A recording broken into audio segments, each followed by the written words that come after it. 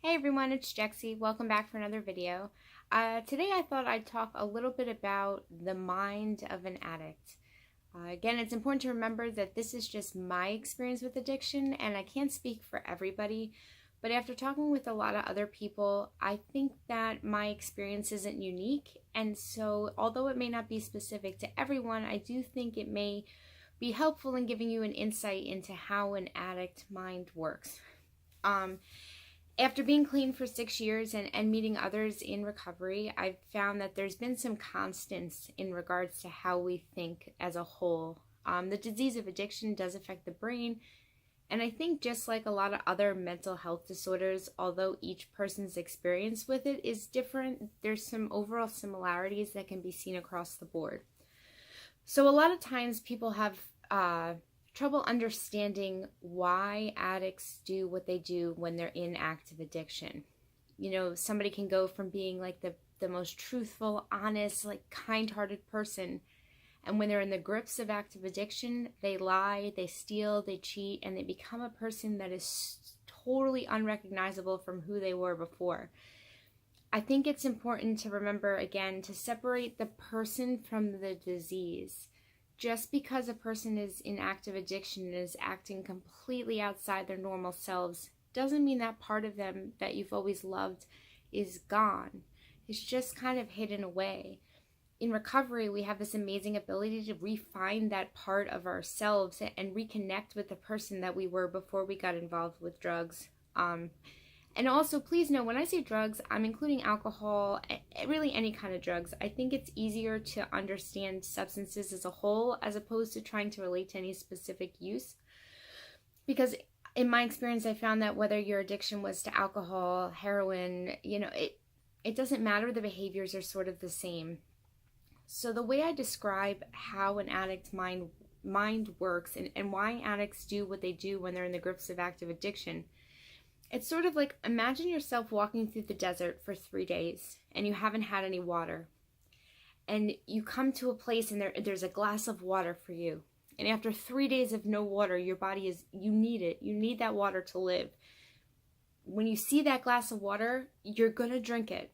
There's nothing in the world that's going to stop you from taking that water, because your brain, your body, everything is telling you that if you don't drink that water, you're going to die.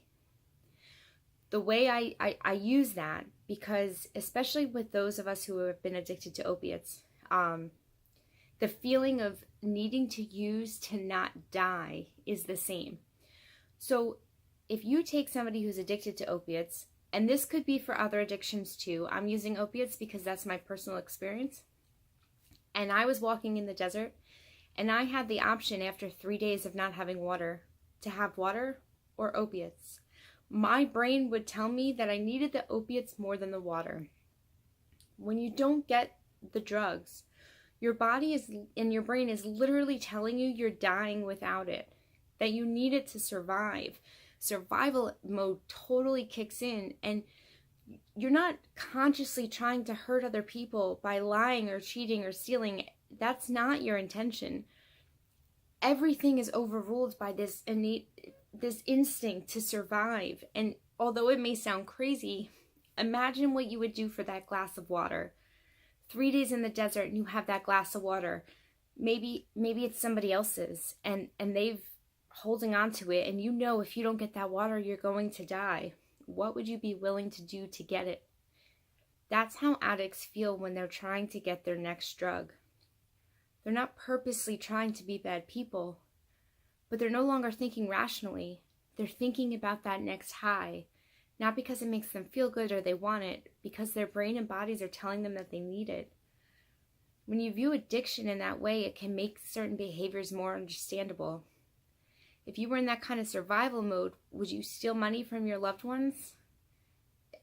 It's hard to say exactly what we would do when we're not in those situations, but I just was hoping to make it a little bit more understandable on why good people do bad things when they're in the grips of active addiction. When you take away the drugs and you start the road of recovery, a lot of addicts have trouble reconciling their past, the things they've done to get the next high.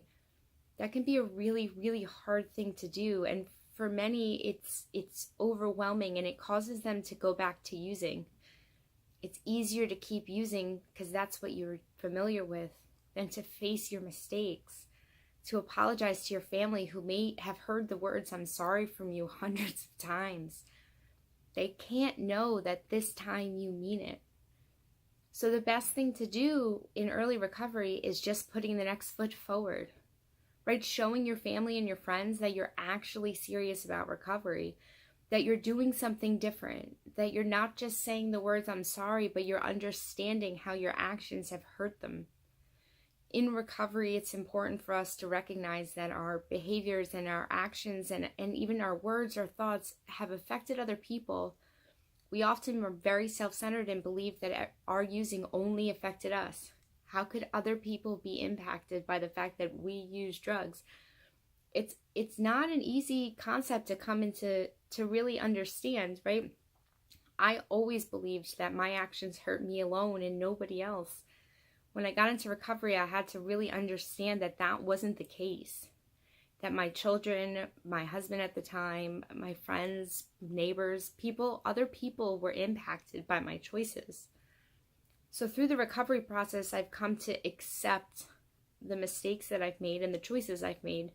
And over time, been willing and able to make those amends, to say sorry in a way that shows that I mean it.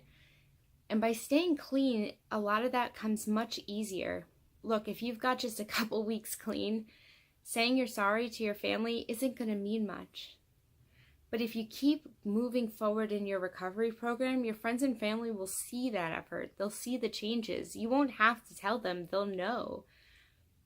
Then you'll have the opportunity to make those amends when the time's right. Rushing through the process doesn't do anybody any good. It's important to take it one day at a time and to realize that when the time's right, those opportunities to make those amends will come into play. But addiction it changes us. It changes us to our core. And it takes time to get back to the person we were. I always considered myself a good person. I always tried to do the right thing and be kind to people. I never would have lied to anybody or stole anything. Active addiction makes you do things that are completely out of character. I'm luckily able to be back to the kind of person I always wanted to be, and now I'm in a place where I can share my experience with others and offer hope. There's always help available.